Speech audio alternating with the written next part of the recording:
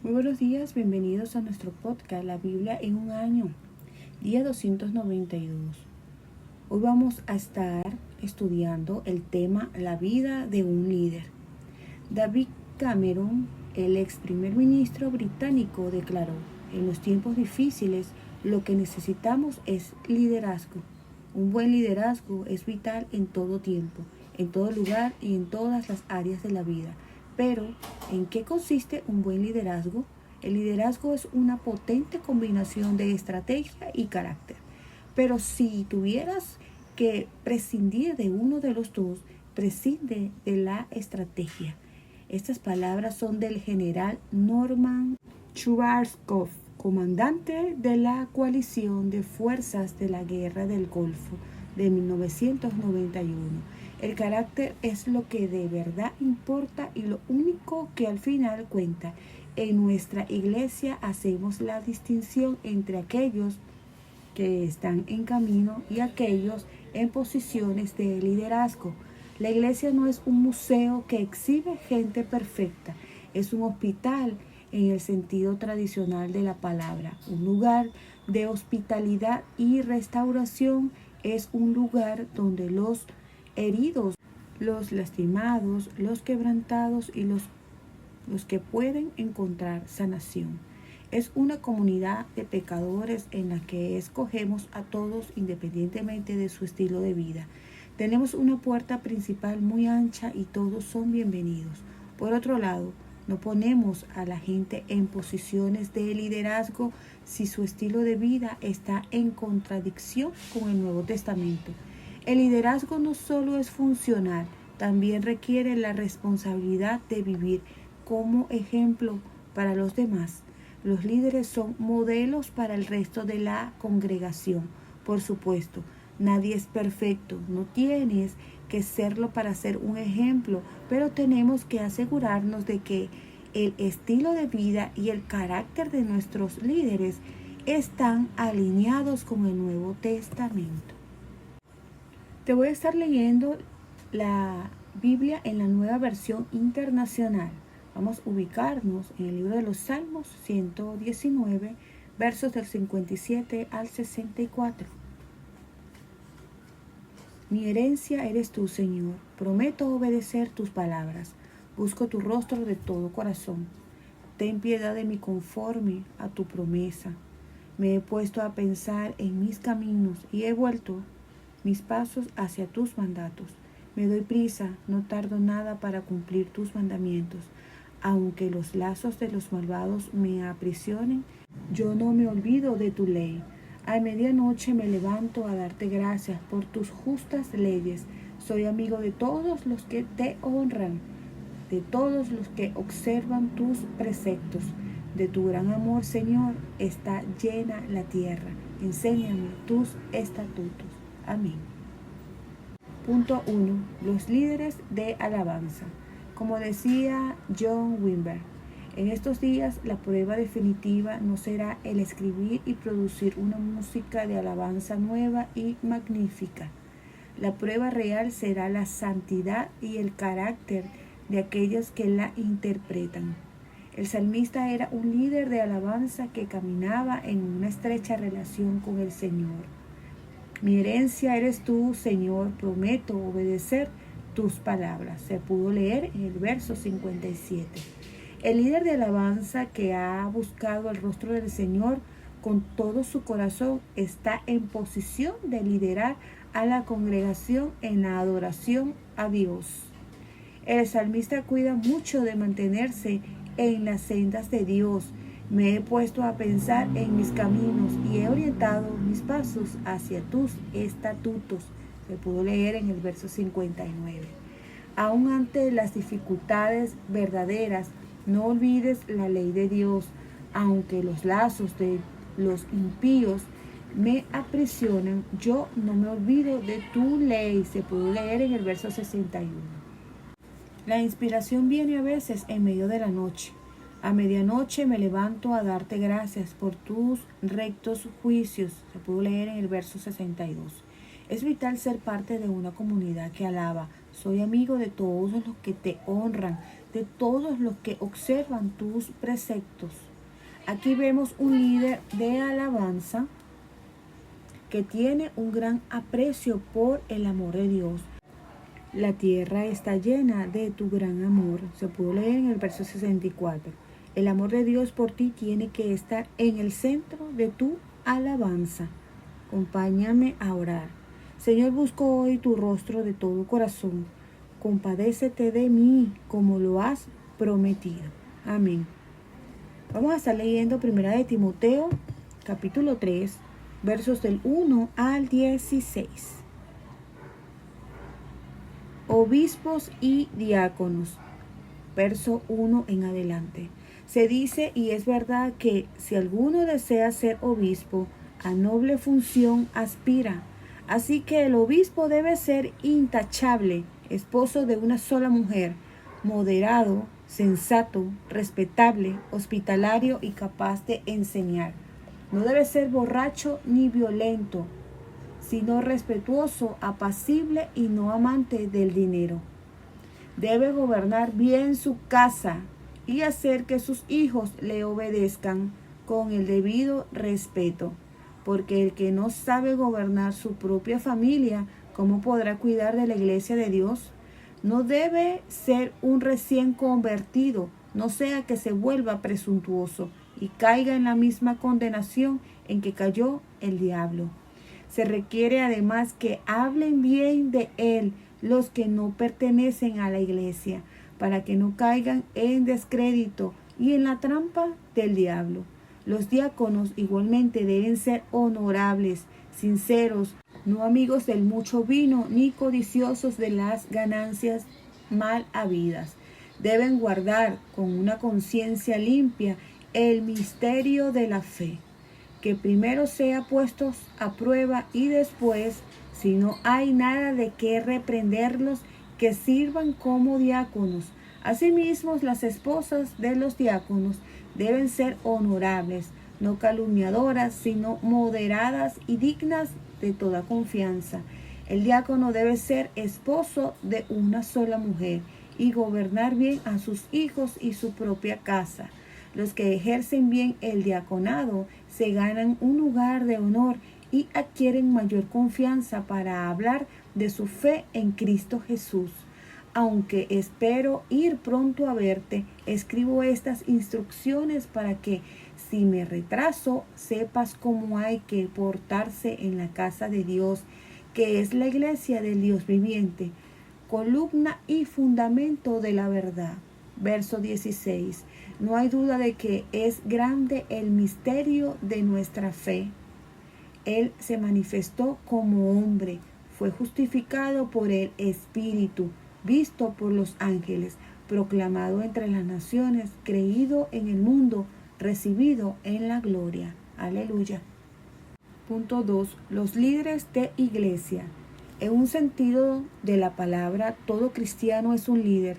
Si el liderazgo consiste en influencia, todos nosotros la tenemos en el trabajo, el hogar y la comunidad. Pero este pasaje trata específicamente de liderazgo en la iglesia. La iglesia tendría que ser como un hogar. Es la casa de Dios, se puede leer en el verso 15. Liderar una iglesia es como liderar una gran familia. Pablo se pregunta cómo puede alguien gobernar una iglesia si no puede gobernar su propia familia. Se pudo leer en el verso 5. Los buenos líderes deberían ser capaces de gobernar sus propias casas. La misma palabra griega se utiliza para la casa de Dios, la iglesia. Deberían ser capaces de guiar y alimentar su propia familia con sabiduría, amor y fidelidad. Es interesante cómo casi todas las cualidades que se necesitan para ser un supervisor son las mismas que las que se anima a tener a todos los cristianos en términos de santidad. Robert Murray McCheyne, primer ministro escocés, dijo en una ocasión: la necesidad más grande de mi pueblo es mi santidad personal. La lista de características es amplia, se puede leer en el verso 2. Los líderes deberían ser bien considerados, deberían vivir de tal manera que nadie pudiera encontrar bases para acusarlos de malversación. Si están casados, tienen que ser fieles a sus esposos. La fidelidad, la lealtad y la integridad son clave para el liderazgo y comienza por la fidelidad en el matrimonio. Tienen que ser amables, se puede leer en el verso 2. Ser cristiano no significa dejar de lado el sentido común, sino más bien lo contrario. Gran parte del proceso de tomar decisiones a diario simplemente conlleva que líderes piadosos y llenos del Espíritu usen su sentido común con espíritu de oración. La palabra para supervisor se traduce a veces como obispo. No está mal desear ser obispo. Si alguno desea ser obispo, a noble función aspira. Se puede leer en el verso 1. Me resulta muy interesante que una de las diferencias entre un obispo y un diácono sea que el obispo no debe ser un recién convertido. Esto no se aplica en el caso de los diáconos. A veces la gente critica que se pongan en posiciones de liderazgo a aquellos que son nuevos en la fe, como por ejemplo liderando un grupo pequeño en alfa. Mi respuesta es siempre que no les estamos pidiendo que sean obispos, solo que sirvan como anfitriones en un grupo pequeño de alfa. La razón que Pablo da para que un supervisor no sea un recién converso es que no sea que se vuelva presuntuoso y caiga en la misma condenación en que cayó el diablo. Se puede leer en los versos 4 y 6. El diablo cayó por el orgullo. Hay un peligro para todos los líderes cristianos: caer en el orgullo espiritual. La prueba para los diáconos es muy similar a la de los supervisores. Literalmente, un diácono significa un servidor. Originalmente eran personas separadas para servir las mesas. Se puede leer en Hechos capítulo 6, versos del 1 al 7. Jesús dio el modelo de liderazgo de siervo. Se puede leer en Marcos capítulo 10, versos del 35 al 45. Albert Einstein dijo en una ocasión: la única vida que merece la pena vivir es una vida de servicio a los demás. Si el servicio es algo muy bajo para ti, entonces el liderazgo te queda muy alto. Estos líderes siervos necesitan ser gente de un carácter fuerte y probado. Tienen que ser dignos de respeto, sinceros, no inclinados a la embriaguez, honestos, llenos de fe, dignos de confianza y fieles en el matrimonio. Se puede leer en 1 de Timoteo, capítulo 3, versos del 8 al 12. Por encima de todo, los líderes tienen que ser gente de un carácter piadoso. De hecho, la única cualidad de la lista que nos está directamente relacionada con nuestro carácter es que sean capaces de enseñar. En el verso 2 se puede leer: los líderes de iglesia tienen que ser cristianos de buen carácter, capaces de enseñar.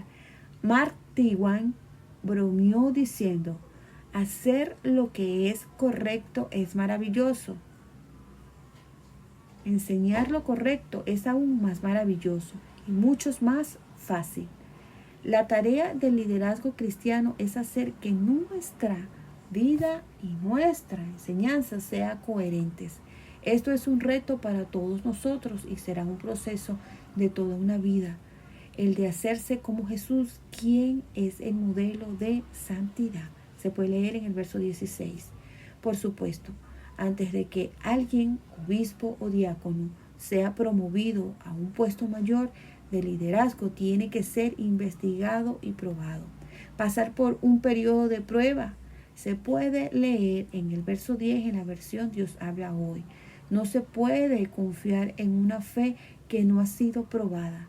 Las dificultades, las decepciones y los momentos de desierto nos prueban con la esperanza de que nos hagan madurar, desarrollen nuestro carácter y nos preparen para el liderazgo. Acompáñame a orar. Señor, ayúdame por tu espíritu a vivir según tus altos estándares y a ser intachable. Amén. Vamos a estar leyendo Jeremías, capítulos del 38 hasta el 40. Jeremías 38. Jeremías en la cisterna, verso 1.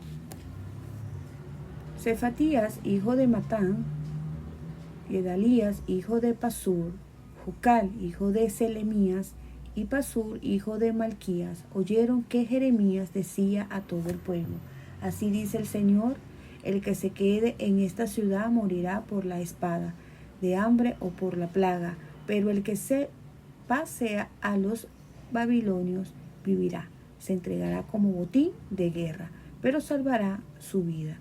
Así dice el Señor, esta ciudad caerá en poder del ejército del rey de Babilonia y será capturada.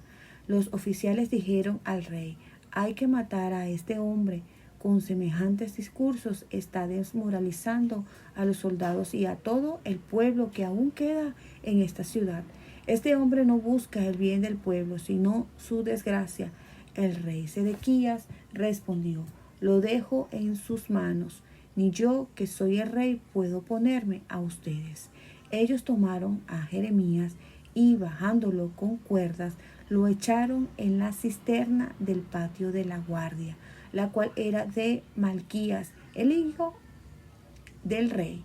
Pero como en la cisterna no había agua, sino lodo, Jeremías se hundió en él.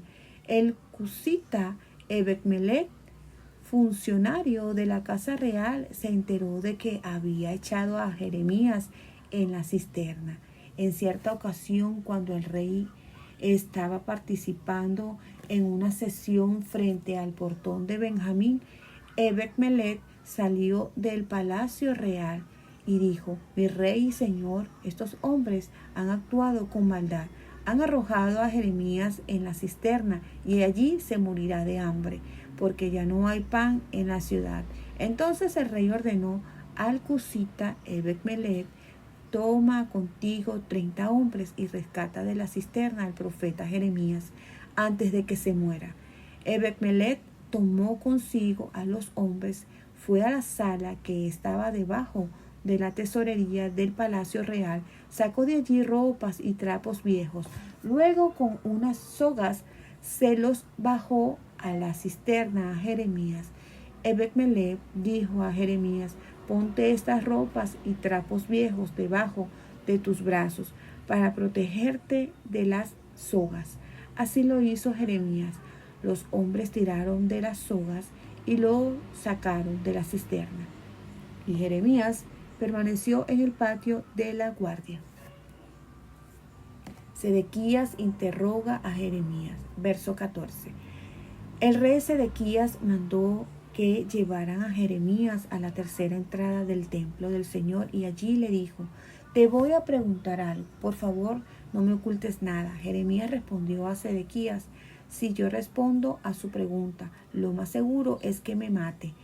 Y si le doy un consejo, no me va a hacer caso. Pero en secreto el rey Sedequías hizo este juramento a Jeremías: tan cierto como que vive el Señor, quien nos ha dado esta vida, no te mataré, ni te entregaré en manos de estos hombres que atentan contra tu vida. Jeremías dijo a Sedequías: así dice el Señor de los ejércitos, el Dios de Israel: si se rinde ante los oficiales del rey de Babilonia, salvará su vida. Esta ciudad no será incendiada y usted y su familia vivirán. Pero si no se rinde ante los oficiales del rey de Babilonia, la ciudad caerá bajo el poder de los babilonios, será incendiada y usted no tendrá escapatoria. El rey Sedequías respondió: yo tengo miedo de los judíos que se pasaron al bando de los babilonios, pues me pueden entregar en sus manos para que me torturen. Jeremías contestó: obedezca la voz del Señor que yo le estoy comunicando, y no caerá en manos de los babilonios. Así le irá bien a usted y salvará su vida. Pero si se niega a rendirse, esta es la palabra que el Señor me ha revelado: todas las mujeres que aún quedan en el palacio del rey de Judá serán entregadas a los oficiales del rey de Babilonia. Ellas mismas le echarán en cara: tus amigos más confiables te han engañado y te han vencido. Tienes los pies hundidos en el fango, pues tus amigos te dieron la espalda. Todas sus mujeres y sus hijos serán entregados a los babilonios. Usted mismo no podrá escapar, sino que caerá bajo el poder del rey de Babilonia, y la ciudad será incendiada. Sedequías contestó a Jeremías: que nadie se entere de estas palabras, pues de lo contrario morirás. Si los oficiales se enteran de que yo hablé contigo y vienen y te dicen: dinos ya lo que has informado al rey y lo que él te dijo, no nos ocultes nada, pues de lo contrario te mataremos. Tú les dirás: vine a suplicarle al rey que no me mandara de vuelta a casa de Jonatán a morir allí. Y así fue. Todos los oficiales vinieron a interrogar a Jeremías, pero él contestó de acuerdo con lo que el rey había ordenado. Entonces lo dejaron tranquilo, porque nadie había escuchado la conversación, y Jeremías se quedó en el patio de la guardia hasta el día en que Jerusalén fue capturada. La caída de Jerusalén. Jerusalén fue tomada de la siguiente manera. Jeremías capítulo 39, verso 1. En el mes 10º del año 9 del reinado de Sedequías en Judá, el rey Nabucodonosor de Babilonia y todo su ejército marcharon contra Jerusalén y la sitiaron. El día 9 del mes 4 del año 11 del reinado de Sedequías, abrieron una brecha en el muro de la ciudad, por la que entraron todos los oficiales del rey de Babilonia, hasta instalarse en la puerta central. Nergal Sarecer de Samgar, Nebo Sarsequín, un oficial principal, Nergal Sarecer, también un alto funcionario, y todos los demás oficiales del rey de Babilonia. Al verlos, el rey Sedequías de Judá y todos los soldados huyeron de la ciudad. Salieron de noche por el camino del jardín del rey, por la puerta que está entre los dos muros, tomando el camino del Arabá. Pero el ejército babilonio los persiguió hasta alcanzarlos en las llanuras de Jericó. Capturaron a Sedequías y lo llevaron ante Nabucodonosor, rey de Babilonia, que estaba en Ribla, en el territorio de Hamat. Allí dictó sentencia contra Sedequías, y ante sus propios ojos el rey hizo degollar a sus hijos y a todos los nobles de Judá. Luego mandó que a Sedequías le sacaran los ojos y le pusieran cadenas de bronce para llevarlo a Babilonia. Los babilonios prendieron fuego al palacio real, a las casas del pueblo, y derribaron los muros de Jerusalén. Finalmente, Nabuzaradán, comandante de la guardia, llevó cautivo a Babilonia tanto al resto de la población como a los desertores, es decir, a todos los que quedaban. Nabuzaradán, comandante de la guardia, solo dejó en el territorio de Judá a algunos de los más pobres, que no poseían nada. En aquel día les asignó campos y viñedos. En cuanto a Jeremías, el rey Nabucodonosor de Babilonia había dado la siguiente orden a Nabuzaradán, el comandante de la guardia: vigílalo bien, sin hacerle ningún daño, y haz con él como él mismo te diga. Nabuzaradán, comandante de la guardia, Nebuzazban, un oficial principal, Nergal Sarecer, un alto funcionario, y todos los demás oficiales del rey de Babilonia mandaron sacar a Jeremías del patio de la guardia. Se lo confiaron a Gedalias, hijo de Ahicam y nieto de Safán, para que lo llevara de vuelta a su casa. Así Jeremías se quedó a vivir en medio del pueblo. Aún estaba Jeremías preso en el patio de la guardia cuando la palabra del Señor vino a él. Ve y dile a Ebed-Melech el cusita que así dice el Señor de los ejércitos, el Dios de Israel: voy a cumplir las palabras que anuncié contra esta ciudad, para mal y no para bien. En aquel día tú serás testigo de todo esto, pero en ese mismo día yo te rescataré, afirma el Señor, y no caerás en las manos de los hombres que temes, porque yo te libraré, afirma el Señor, y no caerás a filo de espada, antes bien tu vida será tu botín, porque has confiado en mí. Jeremías capítulo 40, verso 1 en adelante. La palabra del Señor vino a Jeremías después de que Nabuzaradán, el comandante de la guardia, lo había dejado libre en Ramá. Allí lo había encontrado Nabuzaradán, preso y encadenado entre todos los cautivos de Judá y Jerusalén, que eran deportados a Babilonia. El comandante de la guardia tomó aparte a Jeremías y le dijo: el Señor tu Dios decretó esta calamidad para este lugar. Ahora el Señor ha cumplido sus amenazas. Todo esto les ha pasado porque pecaron contra el Señor y desobedecieron su voz. No obstante, hoy te libero de las cadenas que te sujetan las manos. Si quieres venir conmigo a Babilonia, ven, que yo te cuidaré, pero si no quieres, no lo hagas. Mira, tienes ante tus ojos toda la tierra. Ve a donde más te convenga. Como Jeremías no se decidía, Nabuzaradán añadió: vuelve junto a Gedalias, hijo de Ahicam y nieto de Safán, a quien el rey de Babilonia ha nombrado gobernador de las ciudades de Judá. Vive con él y con tu pueblo, o ve a donde más te convenga. Luego el comandante de la guardia le dio provisiones, un regalo, y lo dejó en libertad. Verso 6. Jeremías se fue entonces junto a Gedalías, hijo de Ahicam, en Mizpa, y se quedó con él en medio del pueblo que había permanecido en la tierra. Punto 3. Los líderes proféticos. La fidelidad a Dios y el buen carácter no garantizan la prosperidad de una vida exenta de dolor. De hecho, para Jeremías fue el caso opuesto. Jeremías fue un profeta cuya vida y carácter son un excelente ejemplo para nosotros. Permaneció fiel a Dios, continuó escuchando la palabra de Dios y anunciándola a pesar del hecho de haber sufrido mucho por ella. Una y otra vez fue amenazado, golpeado, encerrado, encarcelado en un calabozo subterráneo y después arrojado a una cisterna llena de lodo, abandonado hasta que se muriera.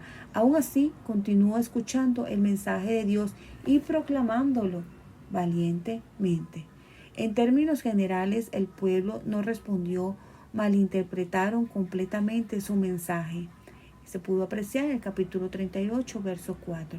Fue condenado por bajar la moral y causar daño a la gente que estaba tratando de salvar. No tendrías que sorprenderte si recibes el mismo trato. Una vez fue rescatado de la cisterna, Jeremías fue llevado ante el rey Sedequías por cuarta vez. Sedequías era un hombre que quería, pero no hacía. Sedequías desobedeció a la ley por cobardía. Se pudo apreciar en el verso 19. Le temían al pueblo igual que Poncio Pilato, quien juzgó a Jesús. En 4 ocasiones Dios había hablado a Sedequías para tratar de salvarlo de las consecuencias de sus acciones. Cada una de ellas él había rehusado obedecer débilmente. En el capítulo 39 leemos acerca las consecuencias de esta actuación. Jeremías es por fin reivindicado. Se pudo leer el capítulo 40, versos del 1 al 6. Acompáñame a orar. Señor, te pido que bendigas y fortalezcas a los líderes de la iglesia de hoy, que su estilo de vida y su carácter nos inspiren a todos para llevar una vida buena y fructífera. La pastora Pipa añade en 1 de Timoteo 3:11, asimismo las esposas de los diáconos deben ser honorables, no calumniadoras, sino moderadas y dignas de toda confianza. Esto sí que es un reto. Recuerden que este devocional ha sido escrito por los pastores Nicky y Pipa Gumpel de la iglesia HTV en Londres. Y esta es la que le da su voz, Ingrid Flores. Que Dios les bendiga grande y abundantemente.